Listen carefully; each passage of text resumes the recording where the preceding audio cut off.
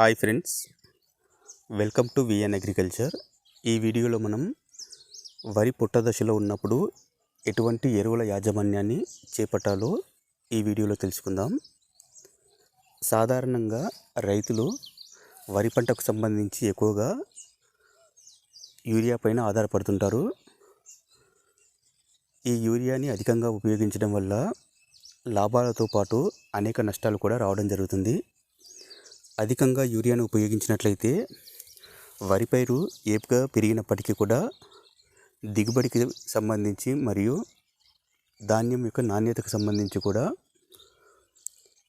Effect అయ్యే అవకాశం ఉంటుంది. కాబట్టి రైతులు ఎక్కువగా యూరియా పైన ఆధారపడకుండా ఇతర పోషకాలు ఉన్న ఎరువులను అందించడం ద్వారా నాణ్యమైన దిగుబడితో పాటు అధిక దిగుబడిని కూడా పొందే అవకాశం ఉంటుంది.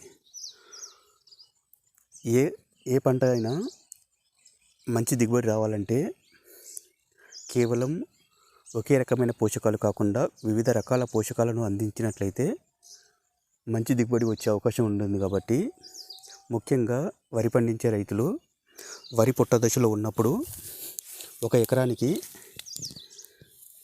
25 కిలోల మ్యూరేట్ ఆఫ్ పొటాష్తో పాటు మరొక 25 కిలోల అమోనియం సల్ఫేట్ని ఉపయోగించి ఒక ఎకరానికి గనుక చల్లుకున్నట్లయితే మంచి దిగుబడితో పాటు నాణ్యమైన దిగుబడిని పొందే అవకాశం ఉంటుంది. ఈ 25 కిలోల అమోనియం సల్ఫేట్ మరియు 25 కిలోల మ్యూరేట్ ఆఫ్ పొటాష్ ఈ రెండు ఒక ఎకరానికి సరిపోవడం జరుగుతుంది. మళ్ళీ దీనికి అధికంగా ఎటువంటి యూరియా కానీ ఇతర ఎరువులు కానీ చల్లుకోవాల్సిన అవసరం లేదు. కాబట్టి రైతులు ఖచ్చితంగా ఈ అమోనియం సల్ఫేట్ మరియు మ్యూరేట్ ఆఫ్ పొటాష్ని ఉపయోగించాలి. ఒకవేళ అమోనియం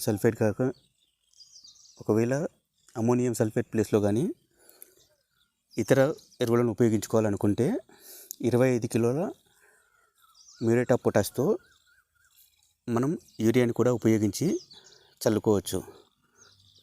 రైతులు మ్యూరేట్ ఆఫ్ పొటాష్ని ఉపయోగించుకోవడం వల్ల పంట వ్యాధి నిరోధకతను ఉండే అవకాశం ఉంటుంది. తద్వారా మనం మొగి పురుగుతో పాటు ఇతర తెగుళ్లను కూడా వరి పంట తట్టుకునే అవకాశం ఉంటుంది. కాబట్టి రైతులు ఖచ్చితంగా ఒక ఎకరానికి 25 కిలోల మ్యూరేట్ ఆఫ్ పొటాష్తో పాటు 25 కిలోల అమోనియం సల్ఫేట్ కానీ లేదా యూరియాని కానీ ఉపయోగించి చల్లుకోవాలి. ఈ వీడియో కనుక నచ్చినట్లయితే ప్లీజ్ లైక్ చేయండి మరియు సబ్స్క్రైబ్ చేయండి.